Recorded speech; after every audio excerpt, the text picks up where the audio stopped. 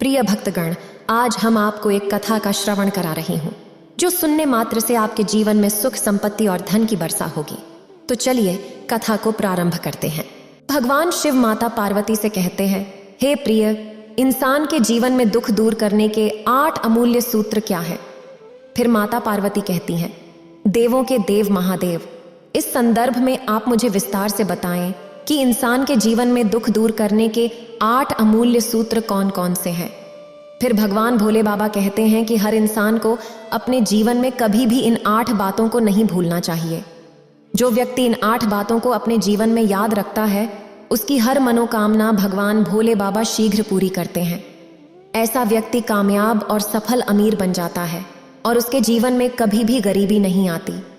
वह अपनी बीवी और बच्चों के साथ हमेशा खुशहाल जीवन जीता है और उसके घर में कभी भी बीमारियों का वास नहीं होता। वह हमेशा धनवान बना रहता है। लेकिन श्रद्धालुओं, जो स्त्री या पुरुष इन 8 बातों को भूल जाते हैं, उनके साथ क्या होता है, यह जानने के लिए इस वीडियो को पूरा देखें। अगर आप यह कहानी सुन रहे हैं तो पूरा सुनिए। इस कथा को आधा अधूरा छोड़कर जाने की गलती मत करिएगा, क्योंकि इस पवित्र कथा को पूरा सुनने से मनचाहा फल की प्राप्ति होगी। इसलिए इस कथा को पूरा सुने। आप शिव भक्त हैं तो भोलेनाथ का अनादर ना करें। एक बार की बात है, भगवान भोले बाबा और माता पार्वती कैलाश पर्वत पर अपने नदी के साथ विराजमान थे। तभी माता पार्वती कहती हैं, हे प्राणनाथ, आज मेरा मन बहुत ही व्याकुल हो रहा है, मुझे बहुत बेचैनी हो रही है। हे प्रभु, कुछ ऐसा उपाय करें जिससे मेरा मन हल्का हो जाए। फिर भगवान भोलेनाथ कहते हैं, हे देवी, ऐसा क्या कारण है जिससे तुम्हारा मन इतना व्याकुल है? मुझे क्या करना चाहिए जिससे तुम्हारी व्याकुलता दूर हो जाए? माता पार्वती कहती हैं, हे प्रभु, कोई ऐसी कथा सुनाएं जिसे सुनकर मेरे मन को शांति मिले और पृथ्वी लोक पर मनुष्यों को भी कुछ ज्ञान प्राप्त हो। तब भगवान भोलेनाथ कहते हैं, हे देवी, आज मैं तुम्हें मनुष्यों के कल्याण हेतु एक बहुत ही महत्वपूर्ण कथा सुनाता हूँ। इसे सुनने के बाद तुम्हारा मन भी शांत हो जाएगा और पृथ्वी लोक पर रहने वाले मनुष्यों का भी कल्याण होगा। इस कथा में मनुष्यों के ज्ञान की 8 बातें छुपी हुई हैं। जो भी मनुष्य इस कथा को ध्यान और मन लगाकर पूरा सुनता है, वह जान जाता है कि वे कौन सी 8 ज्ञान की बातें हैं। फिर भगवान भोलेनाथ कहते हैं, हे देवी, जो व्यक्ति अपने जीवन में इन 8 बातों को जान जाता है, वह बहुत धनवान बन जाता है। उसके जीवन में कभी पैसों की कमी नहीं होती और वह जल्द ही अमीर हो जाता है। श्रद्धालुओं, फिर भगवान भोले बाबा माता पार्वती से कहते हैं, हे देवी, आज मैं आपको एक अमीर बहन और गरीब भाई की कथा सुनाता हूँ। इस कथा को सुनकर आपको पता चलेगा कि भाई बहन का रिश्ता कैसा होता है और उन्हें अपना रिश्ता कैसे निभाना चाहिए। साथ ही इस कथा में आपको यह भी जानने को मिलेगा कि आखिर मनुष्य गरीब क्यों हो जाता है और किन कारणों से उसके जीवन में गरीबी आ जाती है। कौन से ऐसे काम होते हैं जिनसे मनुष्य गरीबी के दलदल में फंस जाता है। हे देवी, आज की इस कथा से मनुष्यों को ज्ञान की 8 बातें पता चलेंगी। इन बातों को सुनकर कोई भी मनुष्य अपनी गरीबी को आसानी से दूर कर सकता है। श्रद्धालुओं, अब भगवान भोले बाबा कथा को आरंभ करते हैं और कहते हैं, हे देवी, प्राचीन काल की बात है, किसी नगर में एक बहुत ही अमीर किसान रहता था। उस किसान के घर में 2 जुड़वा संतानें पैदा हुईं। उनमें से एक पुत्र था और दूसरी संतान पुत्री थी। किसान अपने पुत्र का नाम दिवेश और पुत्री का नाम दीपा रख देता है। इधर धीरे धीरे दिवेश और दीपा बड़े होने लगते हैं। जब किसान की दोनों संतानें बड़ी हो जाती हैं तो उसकी बेटी बहुत ही खूबसूरत दिखाई देती है। उसे अपने रूप पर घमंड हो जाता है, जबकि किसान का बेटा थोड़ा सांवला होता है। धीरे धीरे जब उनकी आयु विवाह योग्य हो जाती है तो किसान को अपने बच्चों के विवाह की चिंता सताने लगती है। एक दिन किसान किसी काम से अपने पड़ोस के शहर में जाता है, जहां उसे एक व्यापारी का पुत्र पसंद आ जाता है। वह अपनी बेटी दीपा का विवाह उस व्यापारी के पुत्र से कर देता है। भगवान भोले बाबा कहते हैं, हे देवी, इस प्रकार दीपा अपने पिता के यहाँ से विदा होकर अपने ससुराल चली जाती है। बेटी को विदा करने के बाद किसान अपने पुत्र के विवाह के बारे में सोचने लगता है और सोचता है कि अब मुझे अपने पुत्र का विवाह कर देना चाहिए। यदि मेरे पुत्र का विवाह हो गया तो मैं अपना शेष जीवन अपने बहू बेटे के साथ आराम से व्यतीत करूंगा। फिर भगवान भोले बाबा कहते हैं, हे देवी, नसीब की लीला बड़ी विचित्र होती है। मनुष्य का नसीब कब किसे अमीर बना दे और कब किसे गरीब, इसके बारे में किसी को भी नहीं पता होता है। उस अमीर किसान के साथ भी कुछ ऐसा ही होता है। धीरे धीरे किसान की उम्र ढलने लगती है और वह बूढ़ा हो जाता है। एक दिन वह किसी भयानक बीमारी की चपेट में आ जाता है। जब किसान का बेटा अपने पिता की ऐसी हालत देखता है तो वह बहुत दुखी हो जाता है। वह अपने पिता का अच्छे से अच्छे वैद्य से इलाज करवाता है और महंगी दवाइयाँ ला कर देता है। धीरे धीरे किसान का बेटा अपनी सारी खेती बेचकर उन पैसों को अपने पिता के इलाज में लगा देता है। इस प्रकार अपने पिता का इलाज कराते हुए वह कंगाल हो जाता है, लेकिन फिर भी पिता की हालत में कोई सुधार नहीं होता है और किसान दिन रात बिस्तर पर पड़ा रहता है। उसकी हालत बहुत खराब हो जाती है और वह बहुत कमज़ोर हो जाता है। उसका बेटा अपने पिता की देखभाल में कोई कसर नहीं छोड़ता। वह हमेशा अपने पिता के पास बैठा रहता है, समय समय पर दवा खिलाता है और स्वयं भोजन बनाकर अपने पिता को खिलाता है। वह अपने पिता की बहुत सेवा करता है, परंतु फिर भी पिता की हालत में कोई सुधार नहीं होता। एक दिन किसान अपने बेटे की मेहनत को देखकर सोचता है कि आज मैं अपने बेटे से कुछ कहता हूँ। जब कोई भी दवाई उसकी बीमारी में काम नहीं करती तो एक दिन वह अपने बेटे दिवेश को बुलाता है और कहता है, हे पुत्र, जब कोई काम मनुष्य के सामर्थ्य से बाहर हो जाए और उसका कोई समाधान न मिले तो ऐसे समय में उसे ईश्वर के भरोसे छोड़ देना चाहिए। इसलिए हे पुत्र, अब तुम मेरी चिंता छोड़ो और अपने भविष्य के बारे में सोचो। मेरी उम्र पूरी हो चुकी है, आज नहीं तो कल मुझे इस संसार को छोड़कर जाना ही है। इसलिए हे पुत्र, अब तुम मेरी चिंता करना छोड़ो और अपना विवाह करके अपनी गृहस्थी संभालो।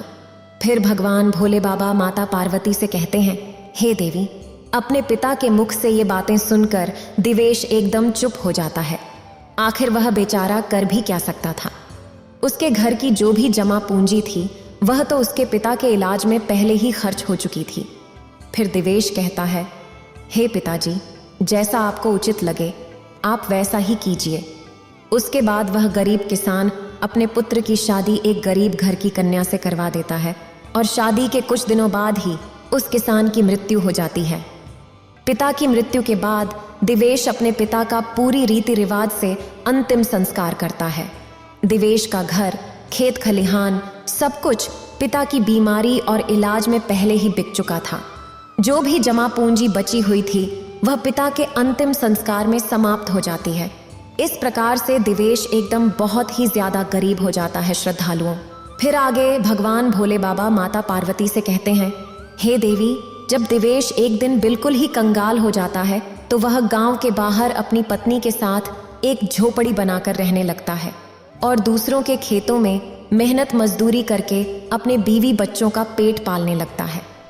उधर दिवेश की बहन दीपा, जिसका विवाह एक धनी व्यापारी के घर में हुआ था, जब अपने भाई की स्थिति के बारे में जानती है तो वह अमीर बहन अपने गरीब भाई से घृणा करने लग जाती है। मन में सोचने लगती है कि मेरा भाई अब तो बिल्कुल ही कंगाल हो चुका है।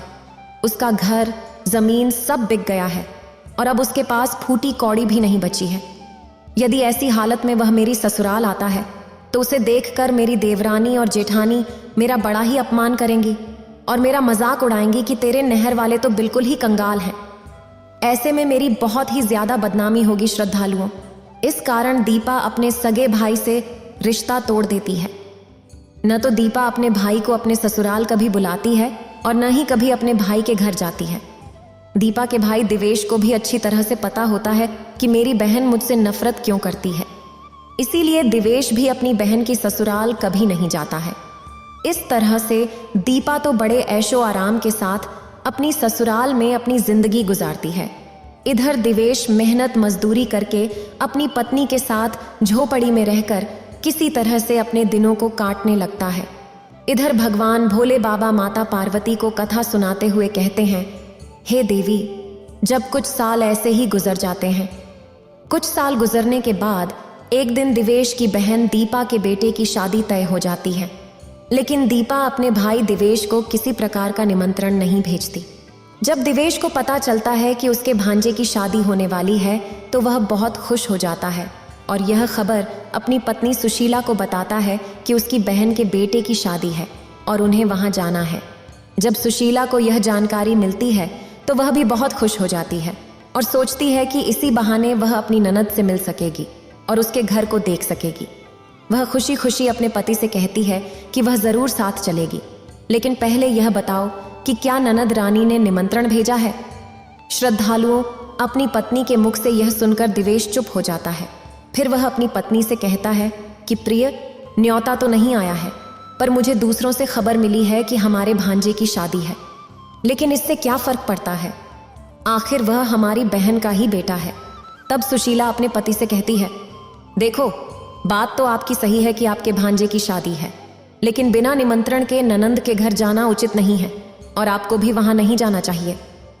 दिवेश अपनी पत्नी को समझाता है, हे प्रिय, मेरी बहन के ससुराल वाले बड़े आदमी हैं, उन्हें हमारी याद नहीं रही होगी, या फिर हो सकता है कि उन्होंने हमें न्योता भिजवाया हो लेकिन वह हमारे पास तक नहीं पहुंचा हो। इसलिए तुम किसी भी प्रकार की चिंता मत करो, बच्चों को तैयार करके मेरे साथ बहन के घर चलो। भगवान भोले बाबा कहते हैं, हे देवी सुशीला अपने पति की इन बातों को सुनकर कहने लगती है, हे पिया जी, यदि तुम जाना चाहते हो तो जा सकते हो, लेकिन बिना निमंत्रण के मैं नहीं जाऊंगी। पत्नी के मुख से ऐसी बातें सुनकर दिवेश कहता है, ठीक है, यदि तुम्हारी यही इच्छा है तो तुम बच्चे के साथ घर पर ही रहो, मैं अकेला ही अपनी बहन के ससुराल चला जाता हूँ। यदि मैं भी नहीं गया तो मेरी बहन की देवरानी जेठानी मेरी बहन को ताने मारेंगी और कहेंगी कि खर्चा ना हो जाए इसलिए तेरा भाई नहीं आया। इतना कहकर दिवेश घर के अंदर से बाहर चला जाता है। श्रद्धालुओं, दिवेश बहुत ही गरीब और लाचार हो चुका था। जो भी उसके पास पैसे और धन संपत्ति थी वह सब अपने पिता के इलाज में बेचकर लगा दिया था। अब तो उसके पास भेंट के रूप में वस्त्र खरीदने के पैसे भी नहीं थे, इसलिए वह अपने दोस्त के घर जाता है और फिर उसका दोस्त घर से बाहर आता है। दिवेश अपने दोस्त से कहता है, हे भाई, हमारे भांजे की शादी है और हमारे पास उसे उपहार देने के लिए पैसे नहीं हैं, इसीलिए मैं आपसे कुछ पैसे उधार मांग रहा हूँ, मुझे कुछ पैसे दे दीजिए। फिर दिवेश का दोस्त उसे पैसे दे देता है। दिवेश उन पैसों से अपनी बहन दीपा और अपने बहनोई के लिए सुंदर कपड़े खरीदता है और उन कपड़ों को लेकर अपनी बहन की ससुराल की ओर चल देता है। पैदल चलते चलते उसे सुबह से शाम हो जाती है। आखिरकार वह अपनी बहन के दरवाजे पर पहुंचता है और दरवाजे के एक तरफ खड़ा हो जाता है। बेचारा दरवाजे पर ही खड़े होकर अपनी बहन के आने का इंतजार करता है। तभी दीपा की जेठानी की नजर दिवेश पर पड़ती है और वह उसे पहचान लेती है। दिवेश को देखकर वह दीपा को बताने जाती है, हे दीपा, आज तेरा भाई तेरे घर आया है, वह दरवाजे पर खड़ा है।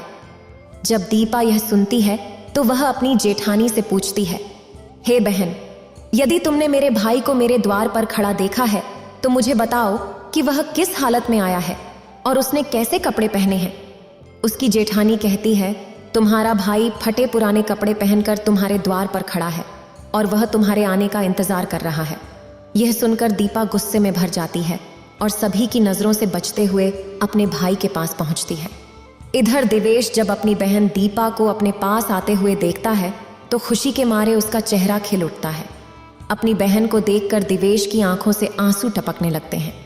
उसके बाद दीपा अपने भाई को सबकी नजरों से बचाते हुए अपने घर के सबसे अंदर वाले कमरे में ले जाती है और पूछती है, भैया, तुम्हें किसने न्योता भेजा था जो तुम यहाँ चले आए हो।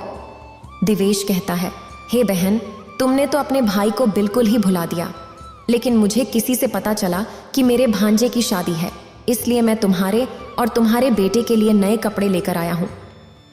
अपने भाई की बातें सुनकर दीपा कहती है, हे भाई, तुम्हें इस तरह बेशर्म की तरह मेरे घर नहीं आना चाहिए था। तुम फटे पुराने कपड़े पहनकर मेरे घर तक चले आए, यह मेरे लिए बड़ी लाज की बात है। कम से कम अपनी नहीं तो मेरी इज्जत का तो ख्याल करते। अब तुम्हारी तो कोई इज्जत नहीं है, कम से कम तुमने हमारी इज्जत के बारे में तो सोचा होता। दीपा के कटु शब्द सुनकर मजबूर भाई का कलेजा छलनी हो जाता है। फिर भगवान भोले बाबा माता पार्वती से कहते हैं, हे देवी। तब दिवेश अपनी बहन के कदमों में गिरकर माफी मांगने लगता है और कहता है, हे बहन, मुझे क्षमा कर। मुझे नहीं पता था कि मेरी वजह से तुम्हारी बदनामी होगी। तुम्हारी बदनामी ना हो, तुम्हारी देवरानी जेठानी तुम्हें ताना न मारे, इसलिए तो मैं तुम्हारे लिए वस्त्र लेकर आया हूं। यदि मुझे ये बातें पहले ही पता होती कि तुम मेरी वजह से इतनी आहत हो जाओगी तो मैं तुम्हारे दरवाजे पर कभी नहीं आता। अरे, मैं तो यह सोचकर आया था कि मेरे भांजे की शादी है, अगर मैं नहीं जाऊंगा तो मेरी बहन को उसकी देवरानी और जेठानी ताने मारेंगी। रुपेश की बातों को सुनकर दीपा का गुस्सा थोड़ा शांत होता है। वह दिवेश से कहती है, चलो, जब तुम आ ही गए हो तो मेरी एक बात कान खोलकर सुन लो। जब तक मेरे बेटे की शादी नहीं हो जाती तुम इसी कमरे में बंद रहना और भूल कर भी इस कमरे से बाहर निकलने की गलती मत करना, वरना तुम्हें देखकर मेरी इज्जत 2 कौड़ी की हो जाएगी। लोग कहेंगे कि दीपा का भाई तो भिखारी है। रही भोजन की बात, तो जब भोजन बन जाएगा मैं थाली तुम्हारे कमरे में पहुंचा दूंगी। तुम भोजन खाकर चुपचाप पिछले दरवाजे से अपने घर चले जाना। रुपेश कहता है, ठीक है बहना, मैं आज रात को ही तुम्हारे घर से अपने गांव चला जाऊंगा, मगर मेरी तुमसे एक विनती है। मैं तुम्हारे और जीजा जी के लिए जो कपड़े लाया हूं उन्हें रख लो, उन्हें मैं तुम्हारे लिए बड़े प्यार से लाया हूं। तब दीपा अपने भाई से कपड़े लेकर कमरे के बाहर चली जाती है और जाते समय बाहर से उस कमरे की कुंडी लगा देती है। रुपेश उस अंधेरे कमरे में बैठकर अपनी बहन के वापस आने का इंतजार करने लगता है। श्रद्धालुओं दिवेश उस अंधेरे कमरे में बैठा अपनी बहन के लौटने का इंतजार कर रहा था, सोचते हुए कि वह उसके लिए भोजन लेकर आएगी। उसे उम्मीद थी कि आज उसे स्वादिष्ट भोजन मिलेगा, लेकिन उसकी बहन जो अपने घरेलू कामों में व्यस्त हो गई थी उसे कमरे में बंद करके भूल गई। शादी के कामों में इतनी व्यस्त हो गई कि उसे याद ही नहीं रहा कि उसका भाई कमरे में बंद है और उसका इंतजार कर रहा है। जैसे जैसे समय बीतता गया, भूख और प्यास से दिवेश की हालत खराब होने लगी। उसने अपनी बहन को आवाज लगाई, लेकिन किसी ने उसकी आवाज नहीं सुनी। इस तरह दिवेश को उस अंधेरे कमरे में पड़े पड़े 2 दिन बीत गए। उसे अपने बीवी बच्चों की याद आने लगी। वह सोचने लगा कि अगर कोई नहीं आया तो वह भूखा प्यासा इसी कमरे में मर जाएगा।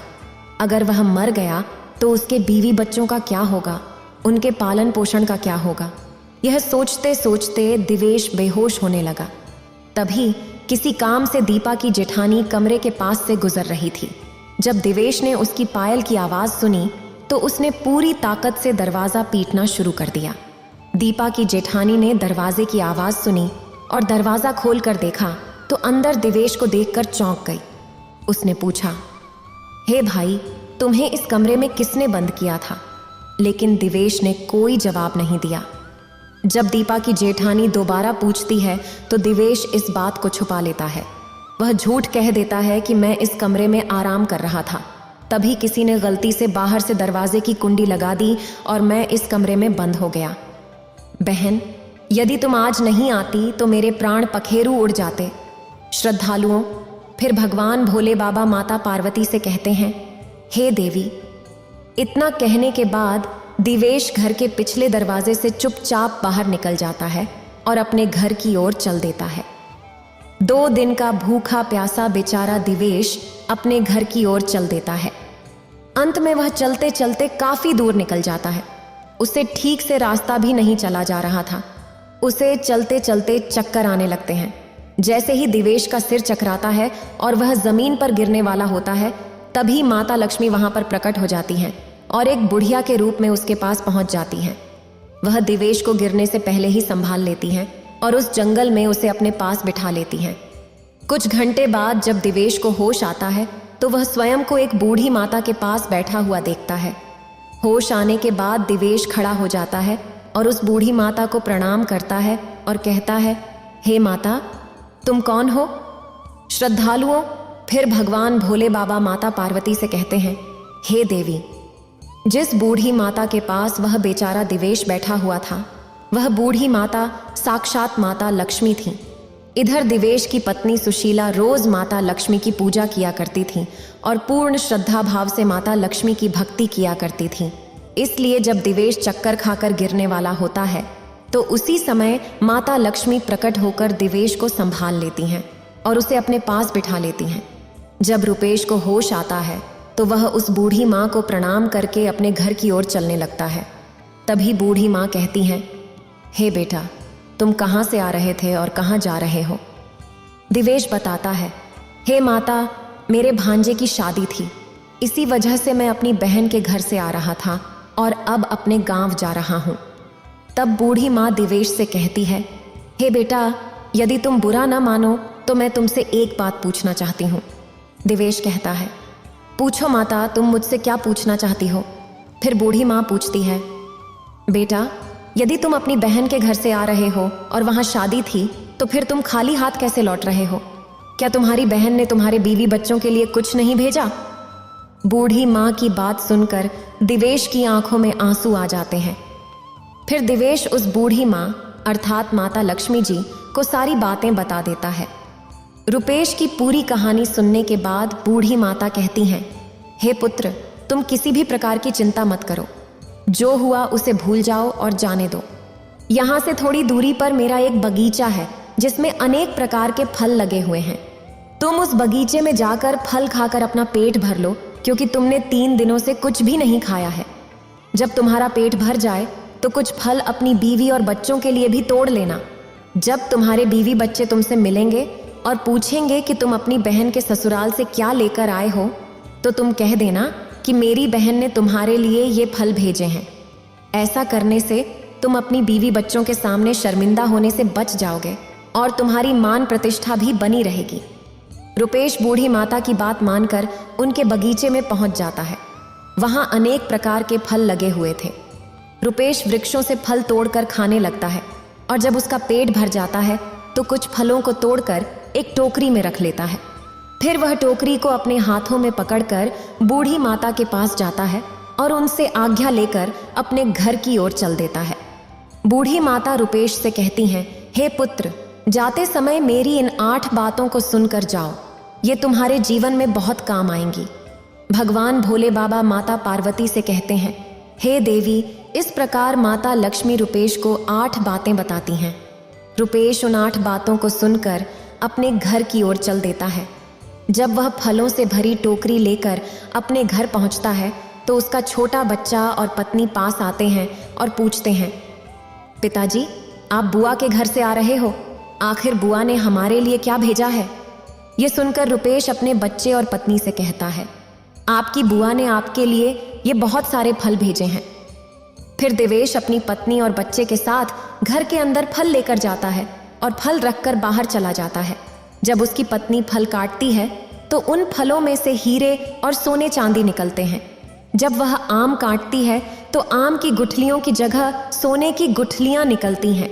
यह देखकर दिवेश की पत्नी बहुत खुश हो जाती है। उधर दिवेश नदी के किनारे खड़ा होकर अपनी बहन के बर्ताव के बारे में सोचता रहता है। वह उन घटनाओं को याद करता है जो उसकी बहन के घर में घटी थीं। तभी उसकी पत्नी दौड़कर उसके पास आती है और कहती है, तुम शादी में गए थे और ये क्या लेकर आए हो? दिवेश अपनी पत्नी की बात सुनकर सोचता है कि शायद उसके घर वालों को फल पसंद नहीं आए होंगे, इसलिए उसकी पत्नी ऐसा पूछ रही है।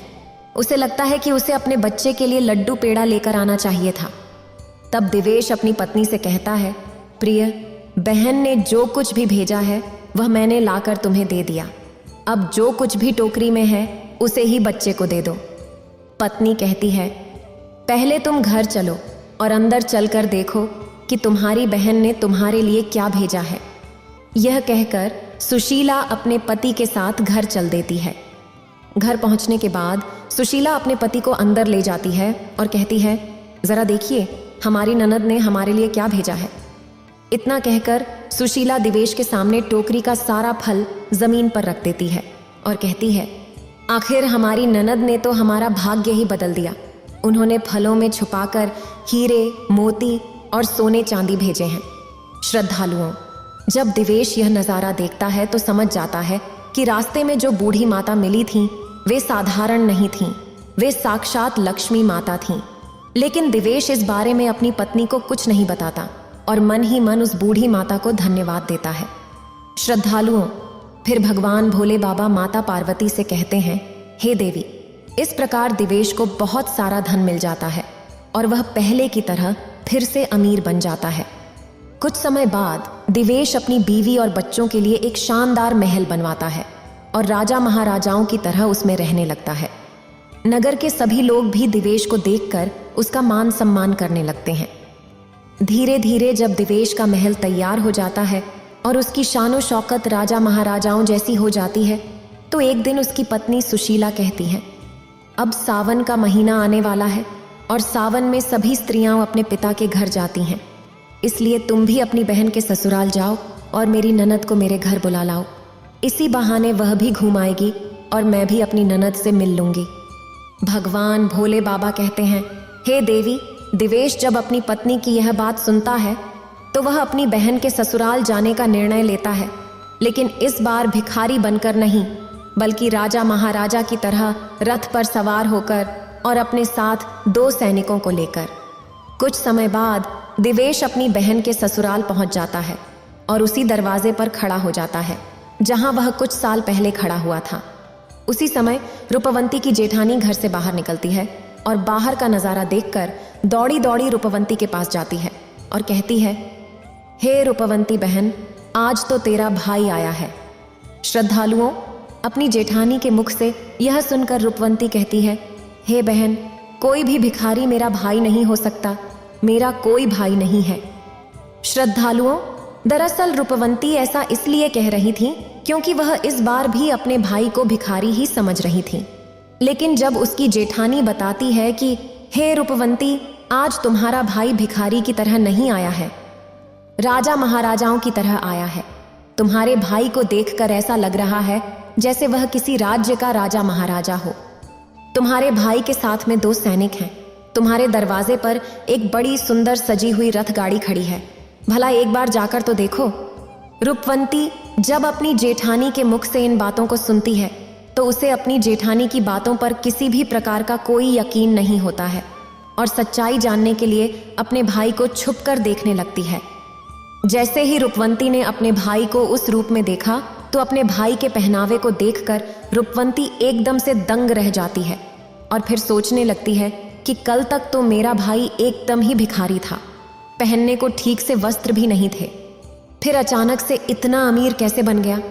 फिर दिवेश की बहन आरती की थाल सजाकर अपने भाई की आरती उतारने आती है। उसके बाद दीपा अपने भाई को बड़े आदर से अपने घर बुलाती है और कहती है, भैया, मुझे माफ कर दो, मेरी वजह से तुम्हें बहुत कष्ट हुआ और शर्मिंदगी उठानी पड़ी। भगवान बोले, बाबा माता पार्वती से कहते हैं, हे देवी, अपनी बहन के मुख से ये बातें सुनकर दिवेश कहने लगता है, बहन, कोई बात नहीं, उस समय हमारे दिन अच्छे नहीं थे, तुम्हारी गलतियों के लिए मैंने तुम्हें पहले ही माफ कर दिया था। अब उन बातों को छोड़ो और मेरे साथ मेरे घर चलने की तैयारी करो। बहन, मैं तुम्हें बुलाने आया हूं, अब तुम्हें मेरे साथ मेरे घर चलना है। तुम्हारी भाभी ने तुम्हें बुलाने के लिए मुझे भेजा है। इतना सुनकर दीपा खुशी खुशी अपने भाई के घर चलने को तैयार हो जाती है और तैयार होकर अपने भाई के रथ में बैठ जाती है। जब दिवेश की बहन अपने भाई के घर पहुंचती है तो अपने भाई की शान और शौकत देखकर दंग रह जाती है। वह देखती है कि भव्य आलीशान महल है और महल के अंदर अनेक प्रकार के नौकर चाकर घूम रहे हैं और भंडार भरे हुए हैं। दीपा अपने भाई की ऐसी स्थिति देखकर हैरान रह जाती है और उधर दिवेश की पत्नी भी अपनी ननद की खूब सेवा करती है। 10 दिनों तक उसे अपनी पलकों पर बिठाकर रखती है। दिवेश की पत्नी सुशीला को लगता था कि यह सब शानो शौकत हमारी ननद की वजह से ही हुआ है, अपनी ननद की मदद की वजह से ही हम इस मुकाम पर पहुंचे हैं, क्योंकि दिवेश ने कभी भी अपनी पत्नी को अपनी अमीरी के बारे में नहीं बताया था। वह जानता था कि यह सब दीपा की वजह से नहीं, बल्कि माता लक्ष्मी के आशीर्वाद से हुआ है। दिवेश की पत्नी सुशीला इस बात से अनजान थी, इसलिए वह अपनी ननंद की बहुत सेवा करती और उसका खूब ख्याल रखती थी। कुछ दिन बाद जब दिवेश की बहन के ससुराल जाने का समय आया तो सुशीला ने अपने पति से कहा, पिया जी, आपकी बहन अपने घर जा रही है, इसलिए आप बाजार जाकर उसके लिए कोई अच्छा सा तोहफा ले आइए। पत्नी की बात सुनकर दिवेश घर से निकल गया और एक मोची की दुकान पर पहुंचा। उसने मोची से कहा, मोची भाई, मुझे अपनी बहन के लिए बोलने वाली जूती बनवानी है, क्या तुम मेरी बहन के लिए ऐसी जूती बना सकते हो? मोची ने कहा, सेठ, मैं बोलने वाली झूठी तो बना दूंगा, लेकिन उसकी कीमत बहुत होगी। तब दिवेश ने कहा, मोची भाई, मैं तुम्हें मुंह मांगा पैसा दूंगा, लेकिन तुम ऐसी जूतियां बनाओ। जूतियां जब भी मेरी बहन पहने और चलें तो वे बारी बारी से इन 8 बातों को बोलें। इसके बाद दिवेश ने मोची को वे 8 ज्ञान की बातें बताईं, जो बातें बूढ़ी माता ने दिवेश को आते समय बताई थीं। श्रद्धालुओं फिल्म भगवान भोले बाबा में माता पार्वती से कहते हैं, हे देवी। दिवेश मोची से कहता है कि हे मोची भाई, अब मैं तुम्हें 8 ज्ञान की बातें बताने जा रहा हूँ। श्रद्धालुओं फिर इस प्रकार से दिवेश बारी बारी से 8 बातें उस मोची को बताता है। पहली बात बताता है, कहता है कि बात ज्ञान की है, कहीं मानव तू मत भूल होती है, अज्ञानता निर्धनता का मूल। दूसरी बात दिवेश बताता है, समय के भरोसे जो बैठता रहता, सदा रहा गरीब, बिना काम बदले नहीं रोका कभी नसीब। तीसरी बात दिवेश बताता है और कहता है, आलस कर रहता सदा, जो परिवर्तनहीन वही कर्म कर, फिर करे कहता स्वयं को दीन। चौथी बात दिवेश बताता है, नहीं, गरीबी से बड़ा है कोई अभिशाप, हासिल करके ज्ञान को करो दूर। अब 5वीं बात दिवेश बताता है और कहता है, दोष समय को मत दो, नहीं बनो मजबूर, कर्म और साधना में जुटो, करो गरीबी दूर। श्रद्धालुओं 6वीं बात दिवेश मोची को बताता है, कर्म कभी करता नहीं कोसे सदा नसीब, भाग्य भरोसे जो बैठता वह मनुष्य रहे गरीब। 7वीं बात दिवेश बताता है, अज्ञानी पर ही सदा गरीबी वार करती है, विजय हमेशा ज्ञान के हथियार से होती है। 8वीं और सबसे आखिरी बात दिवेश बताता है और कहता है, हे मोची भाई, मेरी बहन जब 8वां कदम रखे तो जूतियां बस। यही बात पैसों के बाजार में बदल गई, तहजीब अब धन दौलत से जुड़ गई है, रिश्ते गरीब हो गए हैं। इधर दिवेश मोची से कहता है, हे मोची भाई, ऐसी 8 बातें बोलने वाली जूतियां बना दो। जब भी यह 8 बातें वह जूतियां बोलेगी और मेरी बहन इन्हें सुनेगी तो उसे अपनी गलती का एहसास होगा कि पैसे के घमंड में आकर उसने अपने भाई का अपमान नहीं करना चाहिए था। श्रद्धालुओं फिर भगवान भोले बाबा माता पार्वती से कहते हैं, हे देवी, इस प्रकार दिवेश उस मोची से अपनी बहन के लिए हीरे मोतियों से जड़ी हुई चांदी की जूतियां बनवाता है और उन जूतियों को उपहार स्वरूप अपनी बहन को दे देता है। चांदी की जूतियां पाकर दीपा का चेहरा खिल उठता है। इसके बाद दिवेश अपने नौकरों के साथ दीपा को रथ पर बैठाकर उसके घर के लिए विदा कर देता है। जब दीपा अपने ससुराल पहुंचती है तो उसकी देवरानी और जेठानी पूछती हैं, अरे दीपा, तुम अपने भाई के घर से आई हो, तुम्हारे भाई ने तुम्हें क्या उपहार दिया है? तब दीपा अपनी देवरानी और जेठानी को अपने भाई द्वारा दी हुई भेंट दिखाती है। वह जूतियां दिखाती है और कहती है, देखो, मेरे भाई ने मुझे चांदी से जड़ी हुई, हीरे मोतियों से जड़ी हुई यह जूतियां दी हैं। श्रद्धालुओं तब उनकी देवरानी और जेठानी कहती हैं, हे दीपा, जरा पहनकर चलकर देखो तो ये जूतियां कैसी लगती हैं। फिर दीपा उन जूतियों को पहनकर चलकर देखती है। फिर भगवान भोले बाबा माता पार्वती से कहते हैं, हे देवी, जैसे ही दीपा उन जूतियों को पहनकर चलती है, जूतियां बोलती हैं कि पैसों के बाजार में तहजीब बदल गई है, धन दौलत से रिश्ते जुड़ रहे हैं और मित्रता गरीब हो गई है। भगवान भोले बाबा कहते हैं, हे देवी, जब दीपा इन बातों को सुनती है तो उसका सिर शर्म से झुक जाता है और वह अपने भाई को याद करके रोने लगती है। जब देवरानी और जेठानी पूछती हैं, दीपा, आखिर क्या हुआ जो तुम अचानक से रोने लगी? तब दीपा अपनी जेठानी और देवरानी को सारी बात बताती है। हे बहन, मैंने पैसों के घमंड में आकर अपने भाई को कितना भला बुरा कहा था। मैंने अपने भाई को 1 गिलास पानी तक नहीं पूछा था। देखो, मेरे भाई ने मुझे कितनी कीमती जूतियां बनवा कर दी हैं। अब तो मुझे अपने आप से घृणा होने लगी है, मैं तो जीना नहीं चाहती।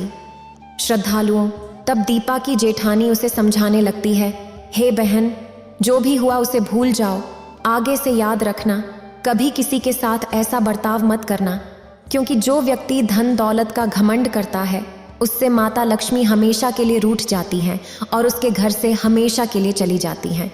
इसलिए मेरी बातें हमेशा याद रखना श्रद्धालुओं। फिर भगवान भोले बाबा माता पार्वती से कहते हैं, हे देवी, इस तरीके से दीपा की जेठानी दीपा को 8 बातें बताती है। वह कहती है, हे दीपा, जो व्यक्ति रात के समय रसोई में झूठे बर्तन रखता है और खाने पीने की चीजों को बर्बाद करता है, वह व्यक्ति बहुत जल्दी निर्धन हो जाता है। दूसरी बात, जिस घर में घर की स्त्रियों का अपमान होता है और उनकी इज्जत नहीं की जाती, उस घर में देवी लक्ष्मी ज्यादा दिनों तक नहीं रुकती। तीसरी बात, जिस घर की स्त्रियां सूर्यास्त के बाद अपने घर में झाड़ू लगाती हैं और चूल्हा चौका करती हैं, ऐसे परिवार के लोग बहुत जल्दी गरीब हो जाते हैं। चौथी बात, जिस घर में पैसों की कदर नहीं की जाती और फिजूल कार्यों में पैसे बर्बाद किए जाते हैं, ऐसे घरों से भी माता लक्ष्मी रूठ जाती हैं। पांचवी बात, जो लोग पैसे आने के बाद दूसरों की मान प्रतिष्ठा को ठेस पहुंचाते हैं या अपने धन के बल पर दूसरे लोगों को परेशान करते हैं, ऐसे लोगों के घर से भी माता लक्ष्मी बहुत जल्दी दूर हो जाती है। छठी बात, जिस घर के लोग अपने कर्तव्यों का पालन नहीं करते और अपने कार्य को कल पर टालते रहते हैं, उन लोगों के घर से भी माता लक्ष्मी रूठ जाती हैं। सातवीं बात, जिस घर के लोग अपने से बड़े लोगों की इज्जत नहीं करते, उनके कहे अनुसार नहीं चलते या फिर उनसे कटु शब्द बोलते हैं, ऐसे लोगों को भी गरीबी का सामना करना पड़ दिहचता है। आठवीं और अंतिम बात यह है कि जिस घर के लोग अपने मेहमानों का सम्मान नहीं करते, उनका आदर नहीं करते या फिर किसी याचक को खाली हाथ लौटा देते हैं, ऐसे लोगों से माता लक्ष्मी नाराज होकर चली जाती हैं। श्रद्धालुओं फिर भगवान भोले बाबा माता पार्वती से कहते हैं, हे देवी। इस प्रकार दीपा की जेठानी दीपा को यह 8 ज्ञान की बातें बताती हैं और अपनी देवरानी से कहती हैं, हे बहन, मेरी इन 8 बातों को हमेशा गांठ में बांध कर रखना। श्रद्धालुओं, इस प्रकार भगवान भोले बाबा ने माता पार्वती को बताया कि वे कौन सी 8 बातें हैं जो मनुष्य को अपने जीवन में कभी नहीं भूलनी चाहिए। इतना कहकर भगवान शिव कथा को समाप्त करते हैं। इस वीडियो को बोलते समय कोई त्रुटि हो तो मैं क्षमा चाहती हूँ। उम्मीद है आप सभी को यह वीडियो अच्छी लगी होगी। अगर आप शिव के सच्चे भक्त हैं तो चैनल को सब्सक्राइब और वीडियो को लाइक करके कमेंट में हर हर महादेव लिख दीजिए।